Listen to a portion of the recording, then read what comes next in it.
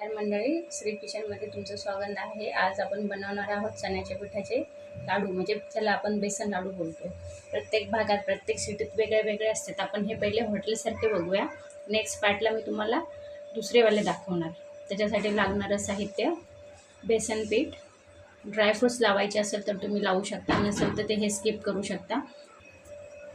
साखर, जर 1 वाटी बेसन पीठ असेल तर डबलने साखर घ्यायची आहे, म्हणून 2 वाटी साखर, तुम्ही 1.5 वाटी घेऊ शकता। आणि तूप, आपण आता कढई तापून घेऊया। कढईत तूप घालून घ्यायचे, आपल्याला तुपातच लाडू बांधायचे।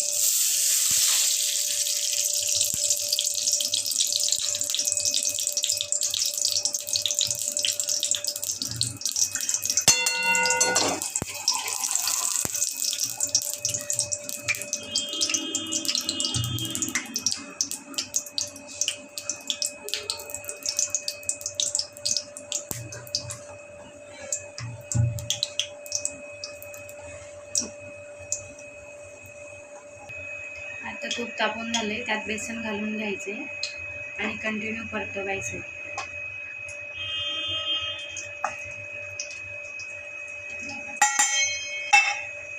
तुपात बेसन परतवून घ्यायचे, छान व्यवस्थित लालसर रंग येईपर्यंत बेसनाला परतवायचे।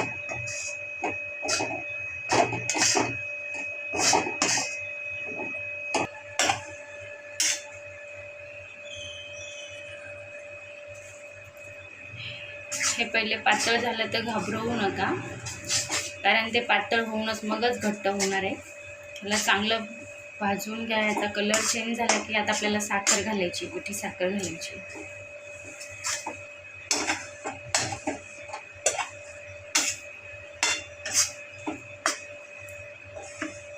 हे बघा, हे असं पातळ होते तर घाबरायचं नाही, हे घट्टच होणार आहे नंतर।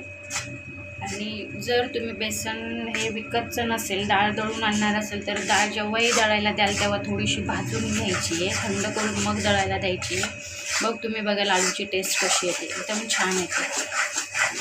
हे बघा, हे असं होणार। हे असं झालं तरी घाबरू नका, हे घट्ट होणार। तुमची कोणतीही रेसिपी, कोणतेही साहित्य वाया जाणार नाही। आता आपण ह्यात साखर घालून घेऊया।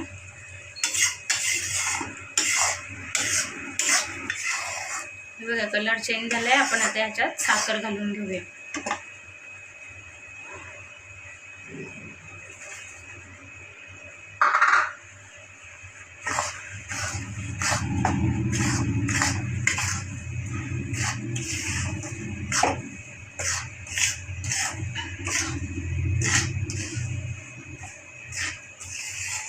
छान असं मिक्स करून घ्यायचे।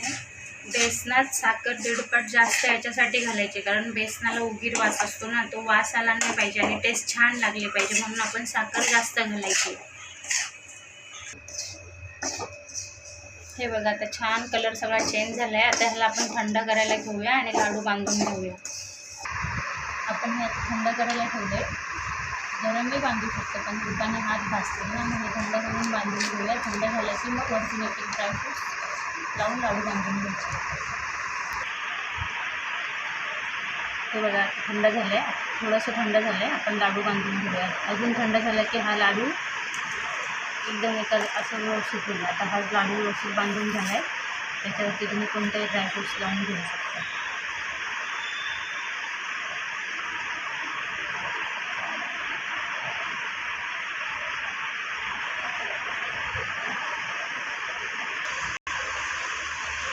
हा लाडू रेडी झाला, ह्याला ड्रायफ्रूट्स लावून घेतले। थंड झाल्यानंतर एकदम व्यवस्थित सेट होतं, अजून थंड व्हायला पाहिजे। आपले लाडू रेडी झाले आहेत खाण्यासाठी। थंड झाल्यावर ते अजून व्यवस्थित होतात, सेट होतात। आपले लाडू खाण्यासाठी रेडी झाले आहेत। थंड झाल्याच्यानंतर अजून ते सेट होतात। त्याच्यानंतर आपण नेक्स्ट टाईम दुसरी रेसिपी बघणार आहोत, जे वेगळ्या पद्धतीचे पाकातले लाडू बघणार आहोत। व्हिडिओ आवडल्यास लाईक, शेअर, कमेंट्स आणि सबस्क्राईब करा।